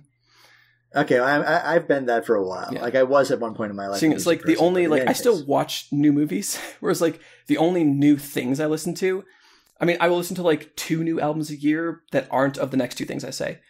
Is either Vaporwave, which I only listen to because it's chill and helps. It's like good work music for me. Mm-hmm. I mean, I also love it, but it's like the kind of thing where it's obscure enough that I can like feel special for listening to it. You listen to music for the flexing, is what you do. Yeah, a little bit. But Charlie XCX, there's like 2 things I listen to that are new, and then I also listen to Joanna Newsom like fucking 23 hours a day. That's what I listen to. I listen to a lot of records by bands that I already know. Yeah, same. There's a like if a band I like has a new record, I'll listen to that. But sometimes I get clued into something new that I like. Even I don't really do that. Like I haven't listened to the new Lamb Chop album yet, and you know how I feel about Lamb Chop. You like them? I think they're one of the best bands of the '90s and 2000s. I've called them the country version of Steely Dan. That's true. Yeah, which I think is 100% like accurate. But we would have to get into my opinions on Steely Dan and Lamb Chop to do that. So plugs instead. If you want to hear that, pay me money for that too. There you go. So if you're a fan of any of this, and you want to get in touch with us. Come on now. I mean, no. Some people like this stuff. I don't know. Perverts. So if you're interested in any of this for some fucking reason, and you want to get in touch with us, you can do so by email. Our address is middlebrowmadness@gmail.com. If you want to get in touch with the show on Twitter, you can do so. Our handle is @middlebrowpod. Both of us are on Twitter. I am @Derek_G, and Isabelle is @SpaceJamFan. We are also both on Letterboxd, where you can find out if we liked a movie or not and figure out who's going to win our matchups. We're both at those same handles. I am Derek_G. Isabelle is SpaceJamFan. I really wish I would have saddled myself with that name like a decade ago on Twitter. Because like... Yeah, who'd have... Like, I think Space Jam's pretty good. That's somewhat ironic even. I wouldn't say I'm exactly a fan of Space Jam, but at this point, so many things I've had have referenced the fact that is my Twitter, that what I would have to do is change my name on Twitter and then immediately create a new Twitter with Space Jam Fan that only redirects to mine. And even then, I can't actually change that on Letterboxd because Letterboxd doesn't let you change your name. Also, I'm going to have to ask you for your take on Space Jam 2 when it comes out. I'm going to see it. I need to see, I support censorship and I support censoring Pepe Le Pew. Pepe Le Pew is canceled. He is the Louis C.K. of the Looney Tunes universe. Oh boy. Meaning he directed a very bad movie. And a very well-received television show. That television show is still pretty good, I feel like. I'm not going to go back and watch it because I don't care. And I don't watch TV because I'm a grown-up. But... that was unnecessarily. You don't believe that for a second. No, I don't believe that at all. That's just me being a dick. I will watch Twin Peaks: The Return at some point. My TV watching comes in waves. I'll jam a thing and then I'll just not watch TV for 6 months. Comes and goes in plateaus. Comes and goes. That's right. 6 months later, Joanna Newsom or something? You're a fucking pro. Your parents would be proud. I'm going to stop that. That's a car seat headrest lyric. I think I recommended that band to you, didn't I? Yeah, it's just that their albums are so long.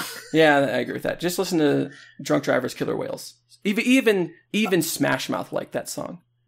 I mean, yeah. We know we have mail. We've been sitting on an email about M for several episodes now. We will get to it. We promise. For we might even just do now.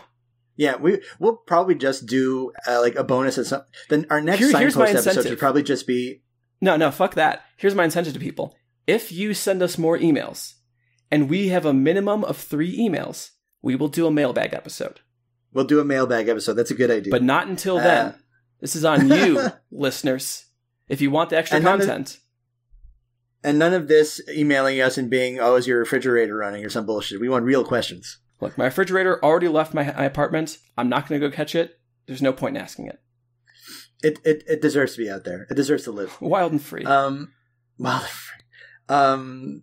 So I've plugged the letterboxes, the Twitters. We are part of the the strong and proud and beautiful Noise Space podcast collective. You can listen to a bunch of other shows, including Isabelle's other show For a Good Time, which is about, I think we landed on pornography, etc. Yeah, pornography, etc. This is co-hosted by your friend and mine, and my former partner in podcasting crime, Juan Barquin. Every other week. Is that you asking a question? Yes. Yes, theoretically, if I can get them done. Okay, so every other week, question mark. But there's tons of other shows on there for your podcasting needs. Give us a review on whatever tool it is you use to listen to these shows. Give us a review that we may read on air. You know what? At this point, it doesn't matter if it's 1 or 5. Vote with your heart. I'm not your boss. And we'll be right back at it in a couple of weeks with a brand new set of matchups. But until that time, I've been Isabelle Arf. That's right. And I've been Derek Gada. Have movies, be jolly. Have movies, be jolly. Good night. Good night.